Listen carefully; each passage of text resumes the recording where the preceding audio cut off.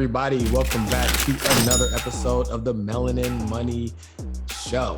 You already know who it is. It's Cartier Carter, Jackpot, Jacqueline, and Forbes George. I haven't said the nicknames in a while. It only felt right. I just ate, so I'm feeling energized. I want to make sure that people knew who they was dealing with. I don't want them to ever play themselves. You know what I'm saying? Don't ever play yourself. Don't ever play yourself. You're playing yourself. You're not tapping. I gotta add that as a soundbite. I gotta add that as a soundbite. Instagram. You should definitely be tapping in with us on Instagram. DJ Khaled is hilarious, yo. Like he's just a walking he's a walking cult machine. Right? You know why he's like that though? Why? I caught him on a podcast and he was like, there was a certain point where I just decided to be my authentic self. Oh.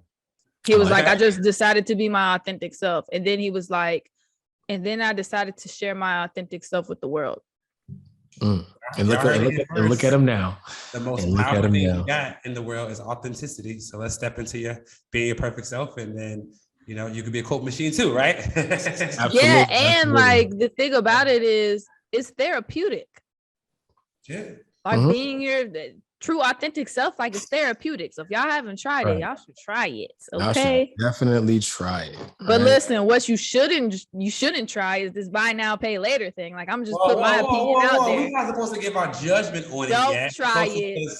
Talk about it and give the people game. I'm not trying to play with y'all. Okay, I'm here straight to it. Buy now, pay now, not pay later. That's my opinion. I mean, y'all saw the topic. So what Jacqueline is talking about is, I'm pretty sure you all have seen it, whether it's your favorite e-commerce store or whatever the case may be. If you don't want to pay all the money up front, you now have multiple options. There's Affirm, there's Klarna, there's Sezzle, there's Afterpay, but all the concept is the same. Let's say the item costs $100. Instead of paying $100, you want to pay $25 today. You can pay $25 today, and then there'll be equal installments for the other 3 payments. It might vary between, a few weeks or a month or whatever. It just depends upon what that particular platform or transaction allows. But conceptually, you get a chance to spread out that payment over a period of time instead of paying it up front. Now, Jacqueline's already taken her stance. She thinks that it's a red flag. Boo, right? Tomato. Red flag, right? What we want to do is we want to share, kind of the good, the bad, the ugly of what all this is about, to see if it's something that you should stay away from, something that could be beneficial for you. And you really can just make your own decision about what you think about these buy now, pay later services. Yeah. So, I mean, again, I think that giving people game on the insights of it. So I can start with giving people just a more in-depth understanding of the buy now, pay later medium, and how they make money and how consumers lose money, right? So with buy now, pay later, like George said, if it's $100, you don't have $100 today, you can do 4 payments of $25. The way that Afterpay works specifically is that they get a 30-cent commission on the charge. So they get 30 cents up front, and then they charge between 3 and 7% to the consumer on the back end. So that $100 item you might now have to pay $107, right? And I don't know if that's annual APR or if that's like monthly, but they make money 2 ways off the consumer. So what the consumer needs to think about is waiting that long, is it worth the cost to you, right? And we're going to talk about the psychology and how and what we think about it, but that's the preface about how Afterpay works. Yeah. So basically, it's the new age layaway. Yeah. Right. Like, why do people act like we never seen this before, right? Yeah, but it's different though, right? Because it's buy now, pay later. Whereas layaway was like kind of buy now and kind of keep paying, getting this, and then you're gonna get it. Yeah, we don't trust you. Yeah, you weren't getting it up front. You were getting it on the back end. Right. So it's a little bit different, but it really is like, if I was going to create this platform, like, and y'all don't steal my idea, but I would call it new age layaway. That's buy now, pay later. Like, the same thing, new age layaway. Like you have the opportunity to buy it now and just pay for it later. Super straightforward. Right. Which I guess the pro in that is like, let's just say like, if you are responsible and it's just a cash flow thing, right? And it's just like, okay, well, the reason why I'm buying it now, not is because I can't afford it per se, but this item might be a limited item, right? And so it's like, it's in my budget. I'm still only going to spend $100 this month, but I'm not going to have that 100 to the end of the month, right? And so it's like, I want to go ahead and lock this in because it might be a limited item. So that, in theory, I could get down with that, right? But the bigger issue is, there's always a caveat. I'm smelling something. The bigger issue though is, right, you're probably focused on the wrong things if you gotta spread out $100 payment, right? Like you probably need to be like, and I'm just keep it a buck with you, right? Like you probably need to put more focus on, can I make more money to where I'm not thinking about having to spread out $100 payment? Like y'all know we have e-commerce store, and I'm just like, when I see people like use Afterpay for a $50 sweatshirt, I'm just like, thank you, I appreciate you, but like, really, like why? You know what I'm saying? So it's just like, sometimes you got to think a little bit deeper. Like, okay, we'll get into this, but like, if I can't buy this right now, should I be buying this in the first place? Yeah, Jacqueline, you already asked me to give us the psychological, like, issues or damage that this can do to people financially, or just give us your stance on why you think it's such a bad idea for people to leverage this. Okay. All right. I'm ready. Okay, seatbelts, y'all. Buckle your seatbelts. Moment to shine. So I am waiting. All right. I think the first thing that we have to evaluate is, what are you buying? Are you buying an asset, or are you buying a liability? Are you just blowing cash that you don't have? Which one are you doing? Because if you're buying an asset, which is rare because these companies are not set up for you to buy assets, right? Like they're set up, like George said, on e-commerce sites. Fashion Nova, right? Like there's no thing that you need to buy from Fashion Nova that you need to buy now, pay later. Keeping it straightforward. There's not one thing that you need to buy from there. Like, I know your birthday. It's like sneaker flipping. Like if you're in a sneaker flipping culture, like not from Fashion Nova. Not Fashion Nova, but like, hey, you ain't gonna make no money back on that, King. You're not gonna make nothing back on Fashion Nova. So I'm saying, like in general, like e-commerce, like if you so that's why or something. I said, are you buying an asset or are you buying a liability? Like that's the very first question. And because the way that we've positioned this whole conversation is as if you're buying a liability. And that's what we're talking about here. So you first need to just evaluate, is this something that I really need? Right. And then I think the other thing that we have to talk about that we're not really talking about is the mental well-being of the conversation, right? So you need to do a really hard evaluation of yourself and your own spending habits as to why you feel the need to keep making these purchases for these things that are not clearly. Wait, I'm gonna get into the argument here, but why do you keep buying these things that you cannot afford? Because what did Jay say? If you can't afford to buy it twice, you can't afford it. That's something like that. Yeah. Something like that. So I need you to evaluate, like, why are you trying to buy these things that you can't afford? Right. That's the. And I think the conversation is like, can you afford it, but you just don't want to pay for it all right now? I mean, it's a small demographic of people that say, hey, if that thing's $1,000, I'm gonna pay $100 right now because I'm about to buy this investment, or I'm about to, invest in this company. Like, it's a small defined of people, but most of the time people are buying stuff that they don't have enough money in their bank account to currently cover. Because like when I go and look at the Afterpay options and the PayPal credit, I'm like, why would I even do that? Right. Even though it's if you want to play arbitrage, you can, but like, I don't even second guess it because I know it's a waste of, I don't want to think about the pay. Like, I don't want to think about the pay stuff monthly. And I think the bigger point that Jacqueline was hitting on is we need to start demoralizing or denormalizing monthly payments. I don't want to keep getting into this thing where I'm so used to paying people every month. I want to get the bag every month. So I think that's the big psychological drawback from it. Yeah, you want to have more money coming in than you have going out. So if you keep accumulating all of these subscriptions and all of these buy now, pay laters, it's just going to catch up with you, right? Like that's why I recommend that people use the app TrueBill, because love TrueBill. All of these TrueBill. It's not the TrueBill. Hey, TrueBill, you should sponsor the podcast. Like, what are you doing? I would gladly do a sponsorship with them. That app is crazy. So like the thing that TrueBill does is it works as what we call an aggregation tool, right? So for those who aren't familiar with that, basically it's an account that you can log into and you can link all of your bank accounts, credit cards, investment accounts, everything to that. And then you don't actually transact in that account. You don't make purchases or send money or anything, but you just view what you have coming in and what you have going out. Okay. That's the aggregation tool of TrueBill. And it helps you to create a budget essentially. And the other thing that it does that's really fancy that everybody likes is that it highlights your subscriptions, because we live in a subscription world. So if you have a buy now, pay later transaction inside of one of your accounts that you have linked in TrueBill, is going to highlight that as a subscription. It's going to say, yo, do you want to cancel this subscription or you want to keep paying this? My guess is you want to cancel that subscription, but you can't because you bought something you couldn't afford. Now you got to pay for it. Yo, hey, everybody pause right now. Go download the app TrueBill. Just pause the episode right now. I'm actually opening my TrueBill. We're going to we'll drop it in the show notes. Yeah. We need that affiliate link. But still pause and download TrueBill right now. Still pause and download TrueBill.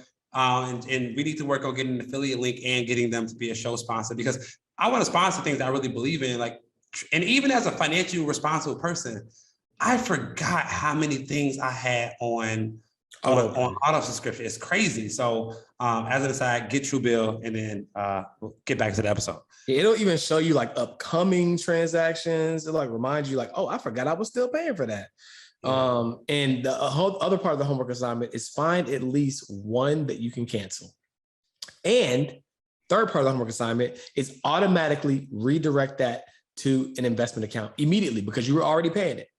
Oh, so that's heat. That's fire right there, man. Right. So it's a 3-part. You know what? Download TrueBill, find a subscription or something that you can cancel, and then immediately redirect the exact dollar amount towards your investment account. Then y'all need to Cash App George $1,000 for that free game. Free game alert. Don't ever play yourself. Okay. No, that's real, man. That's real. I think one of the biggest financial hacks is that once you get done paying something, whether it's a car note or whatever, you already used to spend that $300 a month. So go ahead and redirect it. And once y'all stop using Afterpay and get that $50, because here's the dangerous part, right? $30 a month is not a big deal. Mm-hmm. But $30 a month times 2 is 60, times 10 is 300. So now if you got 10 things that you're paying for on Afterpay because you got a little lit and was doing some online shopping, you Afterpaid everything. Now you have a car note coming out of your bank account every single month for things that you probably don't need. Right. Things that you definitely don't need. Like at the beginning of my like personal financial journey, I don't know that I've really shared this a whole lot, but I became a minimalist. And I didn't become a minimalist to save money. I became a minimalist really to have a greater appreciation for the world. And I think once you have a greater appreciation for the things around you, then the way that you manage your money is going to change because your perspective is going to change.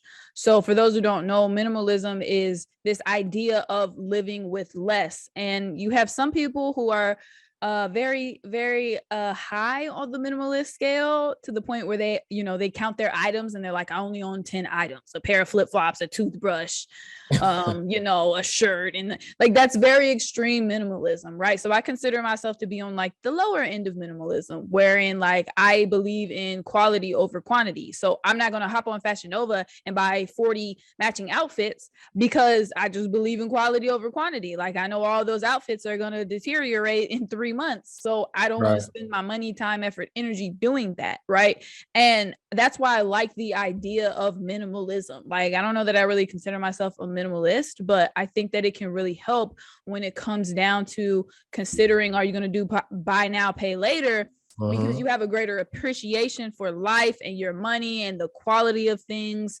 So I would just encourage people to do that as they're looking at their spending. Yeah, I like that. And I think everything has a spectrum, right? It's like FIRE movement, right? Some people are like selling everything, living in the RV, like doing whatever they got to do to get the FIRE. And there's some people who's like, I'm just aggressively investing, right? And I'm still living my life. So I think everything has a spectrum, but like 100%, like find where you land and just make sure that you are moving the needle forward. Did anybody else forget their TrueBill password? I was over here like low key. Like, I saw you.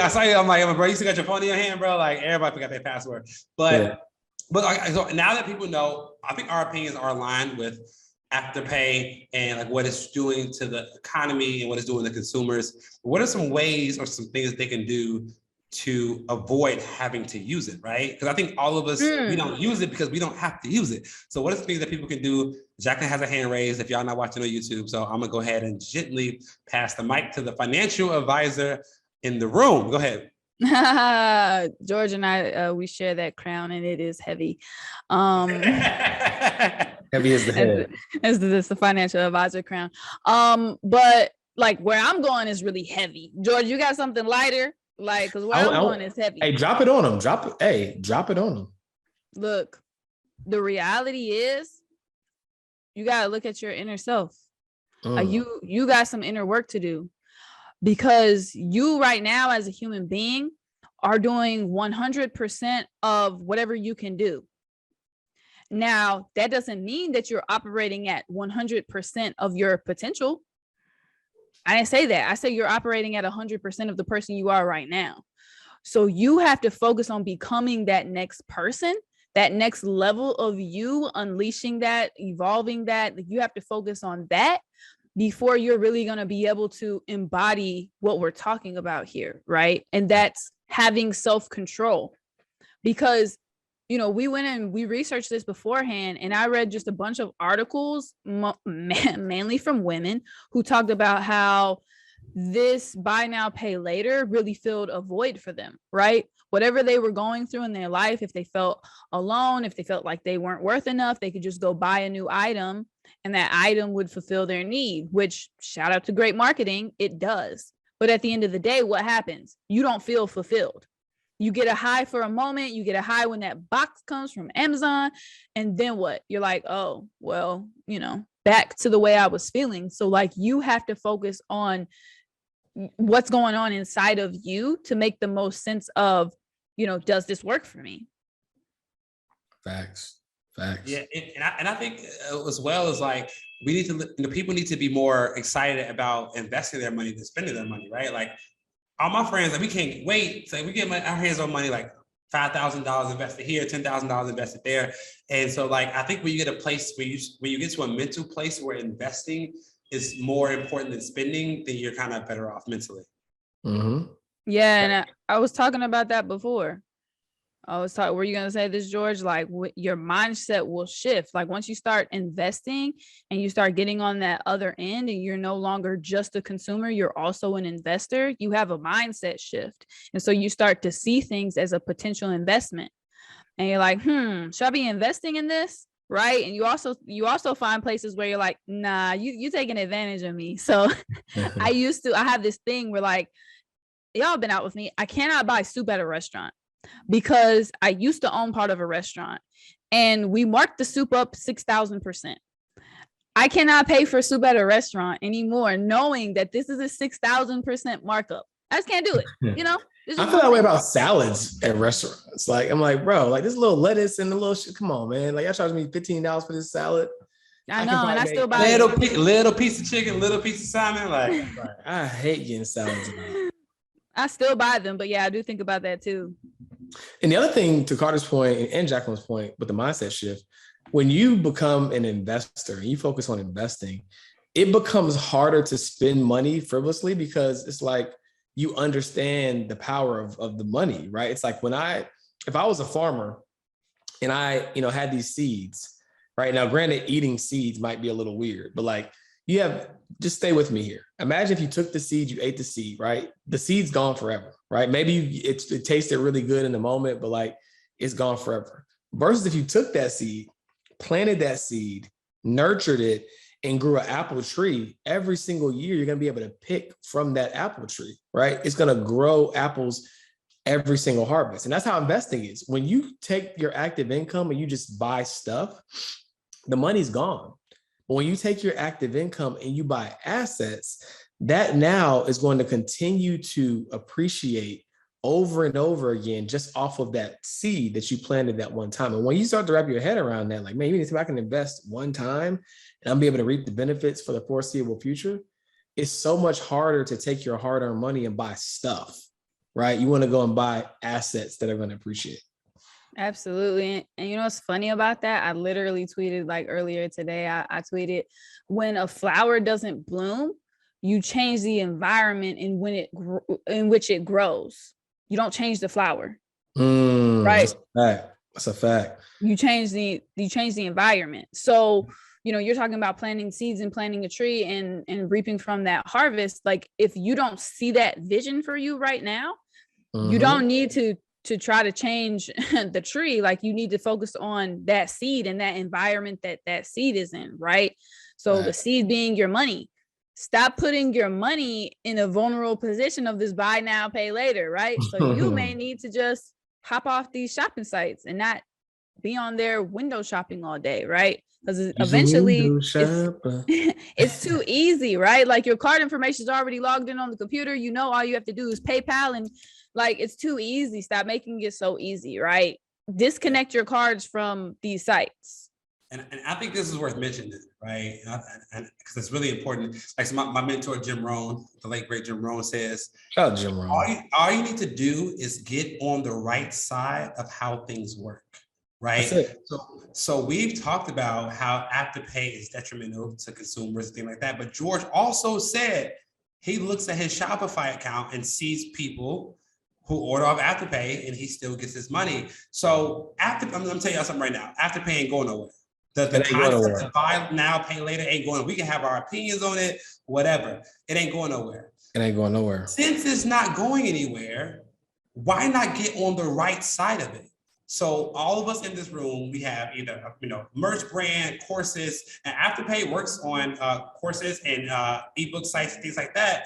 So since Afterpay isn't going anywhere, why not get on the right side of Afterpay? Why not come out with a product or service that adds value to people that allows them to get your product? And then again, if your product is something that will help them level up, you don't have to feel bad about it because your product gonna help them make more money. Even George, even the Melanin Money brand.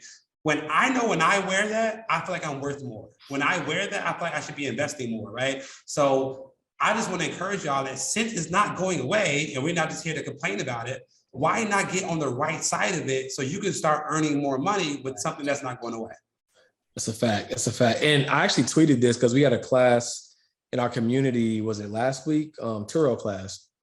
And I tweeted this and I was like, put a car on Turo, use the cash flow to replace your car payment, right? Create a course, use the income to pay your student loans off. Right. To Carter's point, get on the other side of it. Right. Like start a merch brand. And again, I'm not really big on designer, but start a merchandise brand to use the money to pay for your design. Like more of the story is you can get on the other side of the equation. Right. House hack, use that to pay for your dream home. Like it doesn't matter what you want to do. Just get on the right side of the equation. Right. That's what you got to do. We're not saying it's bad to, shop or spend money or travel. Like all of us love to travel. All of us love to, nice things, but we try our best to do it the right way, right? Because if not, you become a slave to those things. And then now, like, you can't even truly enjoy it because it's like, all you're worried about is making sure you have enough money to pay that bill that's coming up when you financed it, right? And that's no way to do it. Like why buy the fancy car when you're stressed about like, well, I better not get no flat tire because I can't afford the cost of ownership. I barely can afford the payment. You know what I'm saying? I should have got EV because this gas is going crazy right now. You know what I'm saying? Like, you don't want to be that person. You want to get stuff when you're in a place where you can enjoy it and benefit from it and not be stressed about the bill that's attached to it. Major key. Like, especially with the car. If you're worried about the maintenance, you don't need to buy the car. Don't buy the car, bro. Yeah, California's got the highest gas prices in the United States, and I decided to buy a V8 for the first time in my life. And you know what I'm saying? Hey, look, like, hey, George, like you said, I forgot what you said this a while ago. Like, if you go to the gas station and you're not filling up your tank, it's a problem, right? Like, if you go to the gas station and you just like waiting to 35, I'll be out of here. You know what I'm saying? So again, I fill up my tank. But I cry every time. Like what? I'm not happy when I see $80. It went up to it went to $179, I think. And I don't know if I was on E or not. And I was just like $179? $170, and I don't think I was on E. I don't think I was on E. And it went to $179. And I just went in the house and said, I'm gonna sit down for the rest of the week.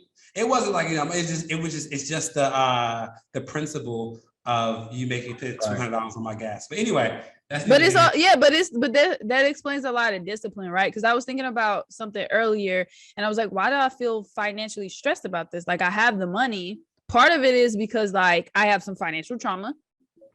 We working through that. So I have some financial trauma around like spending, but also I have some financial trauma about spending. I think I glitched there, but Also, I know that like I have financial discipline. So I'm trying to decipher what's the difference between my financial trauma and my financial discipline. I'm like, which one is it, sis? Because if it's financial trauma, we got to figure out how to work through that. If it's financial discipline, then that's cool, stick to the plan. But with the financial trauma, like I've been trying to break that lately. And am I digressing too much? No. I mean, I want to harp on here. I want both of y'all's opinion because I know I won't say I struggle with this, but like I just talk to myself about it. We all make great money, but we don't show nearly as much money as we make, right? Do y'all ever feel like, not even like comparing yourself to other people, but like, again, I make a lot of money, but still spending $15,000 on a Rolex. I'm like, I'm kind of good on that, right? Like, we just had this conversation online, like, George, you financially fine, but like, you could have a G-Wagon, you can have whatever you want, right? But you don't do it. Like, do y'all ever look at other people or just kind of look at yourself like, why am I not okay making that when I know I make 100x the price a month, right? You know what I'm saying? But I just want your opinion on that. Yeah, I mean, I think it's like understanding that, to Jacqueline's point, part of it is still financial trauma, right? It's like there was a point in time where you remember, like, y'all ever been in a place, let's be honest, you ever been in a place where you spent money and then money got tight and then you thought about the stuff that you wouldn't have spent money on? Like, man, I should have never got X, Y, and Z, right? So I think part of it is just, it's unraveling financial trauma. I think the other part of it is like remembering that wealth is what you don't see, right? Like, as I've always said, riches is measured in money, wealth is measured in time. And so I think we also have gotten to a point where it's like, I could do it, but it's like, this is also another unexercised option that I have. This is a little more cushion in my freedom bucket, right? And I think it's just a subconscious thing that once you can't unsee it, right? It's like when you're, especially us, we're immersed in the world of finance, right? You just can't unsee like the struggles that people go through. You can't unsee like, people thinking that they're good and they're up and then now they ain't up no more. And I think it's just, it's hard to unravel that and unpack that, right? But I think to your point, we should all get to a place where, we're comfortable, spending the money when we know we have it. But I think there is value in being okay with just like, I could, but I don't need to. You know what I'm saying? But why? I could, but why? You know what I mean? There are instances where we've been out and I've dropped like 5 figures into my investment account, but I'm not gonna get that table. I've literally been in the club like, oh, crypto's down, or stocks down, 15K, 10K. I'm not spending $1,000 for that table. That's stupid, right? But it's just like, I just want to make sure I wasn't the only person that like went through that. I can get that, but like, I'm kind of don't even want to, right? And it's a little stress, like financial stress that comes with, even though you got it, Yeah, to a degree. Like, I mean, to your point, like to this day, like so someone like going to a club, it's like $500 cover or something. Like, I can't. I mean, or even $250. I'm just like, to get in the door. Like, I don't even know what's popping. Like, so I feel like there's some stuff where the needle has moved. Where like I look back and I'm like, wow, I used to think that was a lot of money. The old George would have never spent that much money on something. But then there's some stuff like, I don't care how much bread I got. Like, bro, you ain't getting that up out of me, dog. It ain't gonna happen. Zach, what about you? I think that, like, for me personally, I had to break my financial trauma. So traveling and like spending any money, like having a luxurious traveling experience, like wasn't a thing that I grew up with, right? Because we just never really had enough. So I decided recently to attempt to break that trauma, right? And I was like, you know what? I'm going to travel. I'm going to, do it luxuriously. I'm going to do it often, right? You just like a 4 or 5 star hotel, right? Recently, last couple of podcasts ago, right? Yeah, absolutely. And I was supposed to be in London at the time of this recording, but that didn't happen. But everything was booked. So we'll see if I get my money back. If I don't, I'll have some credits to go do some traveling. But it's literally been this level up lesson for me of like, okay, you got to spend money at some point to break that financial trauma, because you got to know that you have it and then you have to actually be able to release it, right?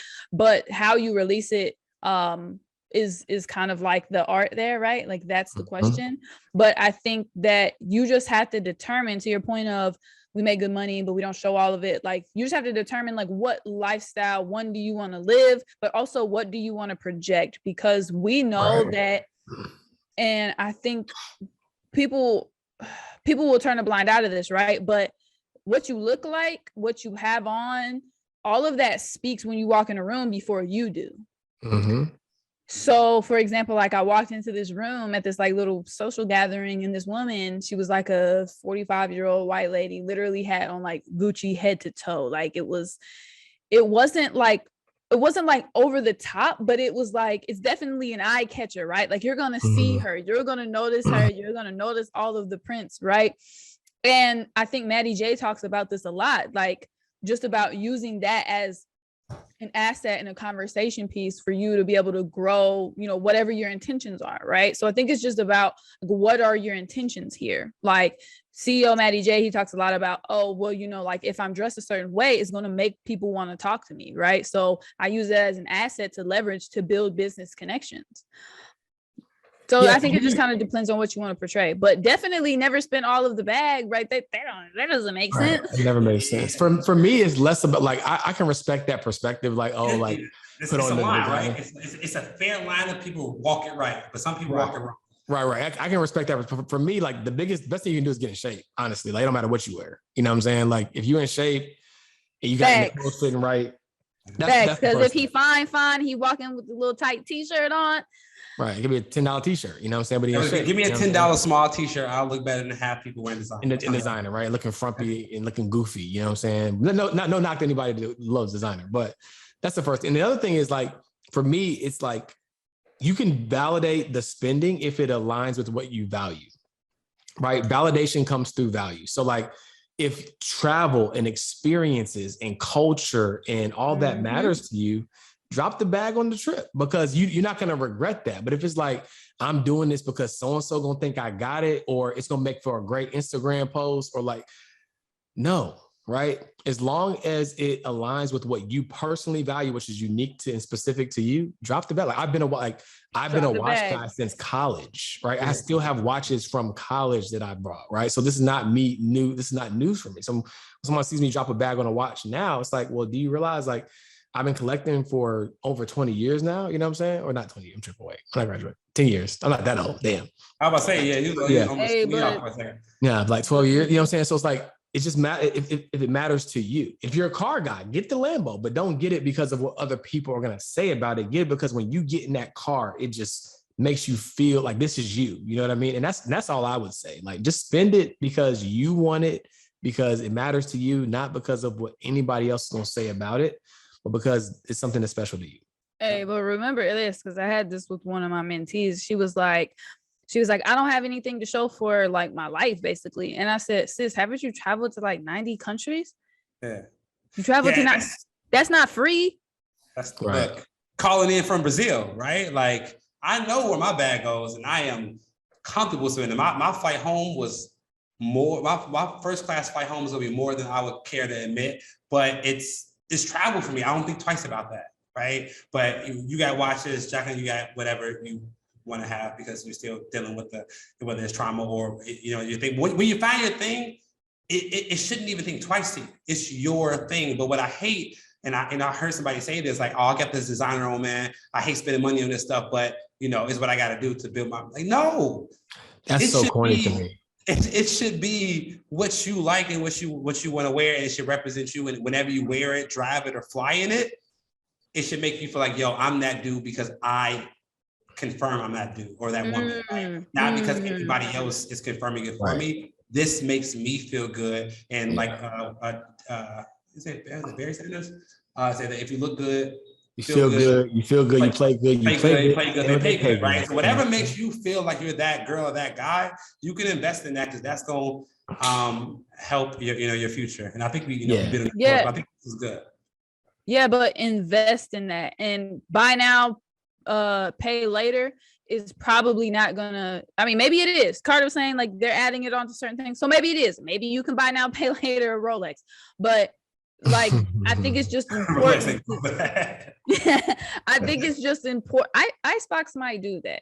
Yeah, Icebox might do that. Icebox might do that. But no, but the idea is like the buy now, pay later. Like usually you're just buying stuff. Like I don't want to call it crap, but you're just buying stuff. Like you're just buying things, right? So buy things that are quality that you feel like are going to make you feel good and live good. And like, it's not going to be like, oh, next year, I don't care about that. Like George said, I got watches from like years ago, right? Like I still love them. So buy things that are going to be staple pieces that bring value to your life, right? Right. I Google one of his watches. I Google one of George's watches. I'm like, oof. I'm not paying for that. Ooh, that'll do it, bro. That'll do it. You don't gotta worry about me. You know what's funny? Okay. Like last little point. So when I was in college, I was taking my business classes. I took a business law class, and in the class, the professor he said, I don't get the thing with watches. He was like, I don't understand. Like, why do people buy fancy watches? And nobody in the class could answer, right? So I decided to research it. Came back to the next class, and I was like, a lot of people buy fancy watches because a lot of men buy fancy watches because it can bypass divorce. So it's like they use them to buy these assets, and then, I mean, if your wife doesn't catch it, then you don't have to split the money. Wow. Always a loophole. That was worth saying. That is something that everybody sleep on. That's crazy. But okay, think of the watch. It's only if she thinks of it. Okay, if she has a really good attorney, like there's this show called Untying the Knot. It used to be on E. There was only one season. I loved that show. It was about people getting divorced, and it was rich people. So they had a bunch of fancy assets and like art and all kinds of collectibles and stuff. And they were talking about splitting up the assets.